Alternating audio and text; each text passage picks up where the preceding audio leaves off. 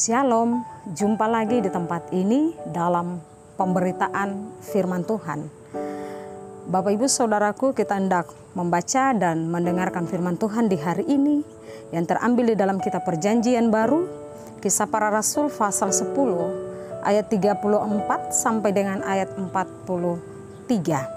Sebelum kita membaca bagian firman Tuhan di hari ini, marilah kita berdoa. Kami bersyukur kepadamu ya Tuhan Allah atas kasih setia, pemeliharaan dan penjagaan-Mu di setiap kehidupan kami. Di hari ini Tuhan, kami bersyukur kepadamu karena kami hendak mendengarkan firman-Mu. Kami meminta kepadamu ya Tuhan, terangilah hati dan pikiran kami dengan kuasa-Mu ya Allah, sehingga ketika kami mendengarkan firman-Mu, kami mampu melakukannya. Di dalam nama Tuhan kami Yesus Kristus, firman yang hidup, kami berdoa dan memohon. Amin. Kisah Para Rasul pasal 10 ayat 34 sampai dengan ayat 43 dengan perikop pembacaan Petrus dan Kornelius. Lalu mulailah Petrus berbicara, katanya, "Sesungguhnya aku telah mengerti bahwa Allah tidak membedakan orang. Setiap orang dari bangsa manapun yang takut akan Dia dan yang mengamalkan kebenaran berkenan kepadanya.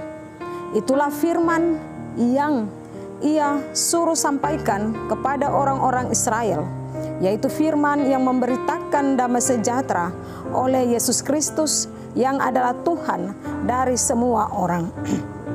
Kamu tahu tentang segala sesuatu yang terjadi di seluruh tanah Yudea, mulai dari Galilea, sesudah baptisan yang diberitakan oleh Yohanes, yaitu tentang Yesus dari Nazaret, bagaimana Allah mengurapi Dia dengan Roh Kudus dan kuat kuasa, Dia yang berjalan berkeliling sambil berbuat baik dan menyembuhkan semua orang yang dikuasai iblis.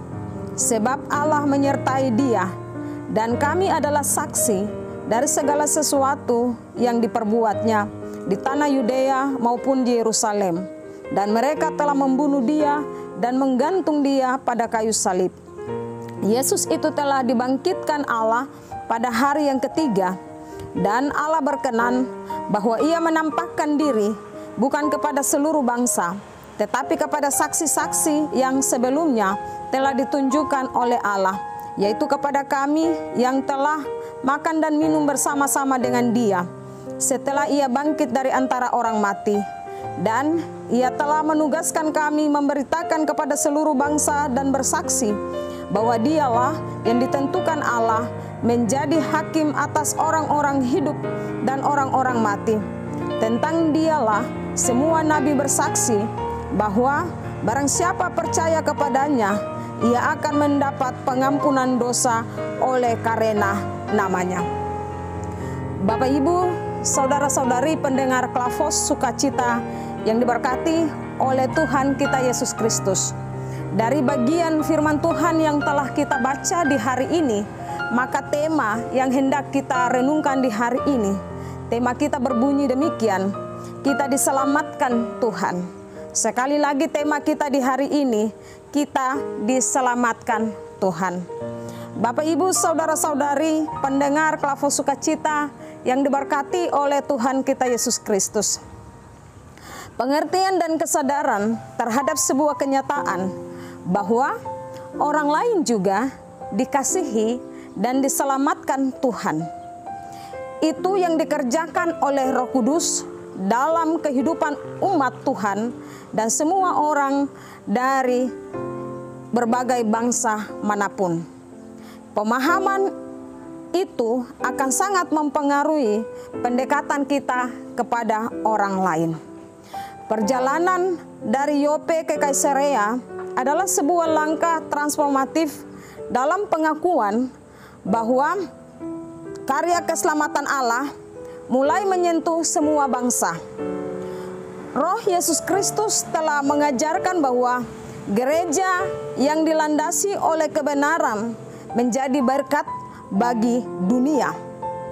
Persekutuan bukan lagi untuk orang-orang Yahudi saja, tetapi menyangkut non-Yahudi juga, dan bahwa Allah adalah Allah bagi semua bangsa.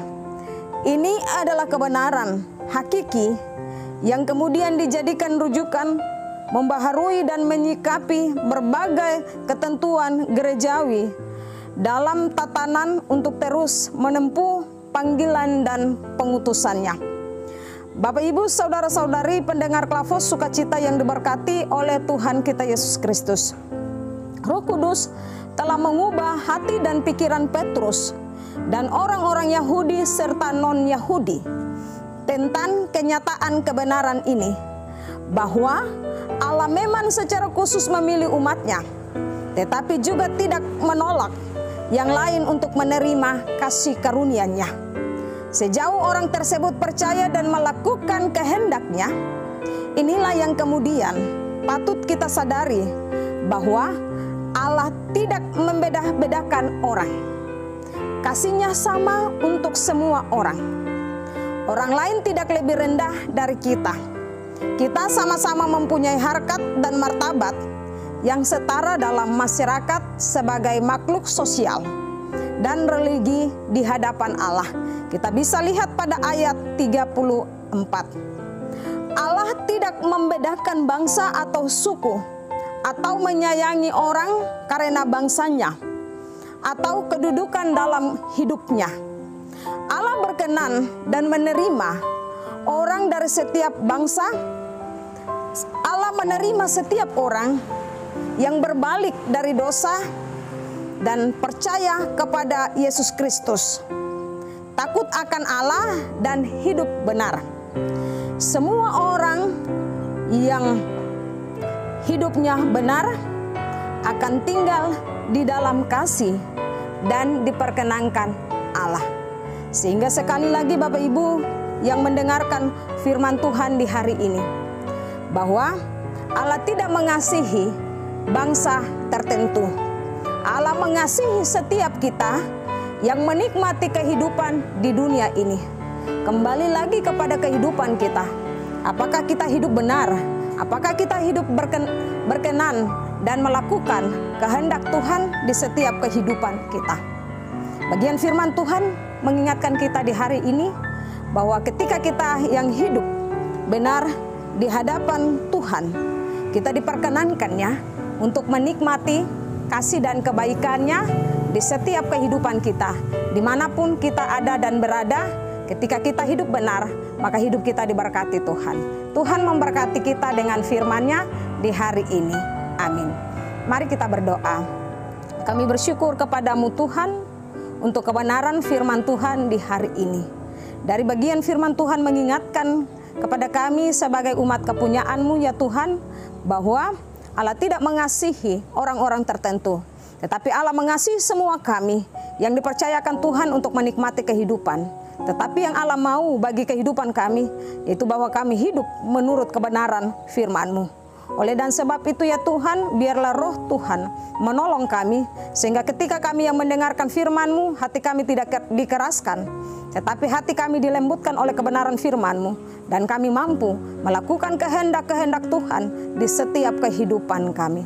Terima kasih Tuhan, inilah doa kami, di dalam nama Tuhan kami Yesus Kristus kami berdoa, amin. Shalom, Tuhan memberkati kita.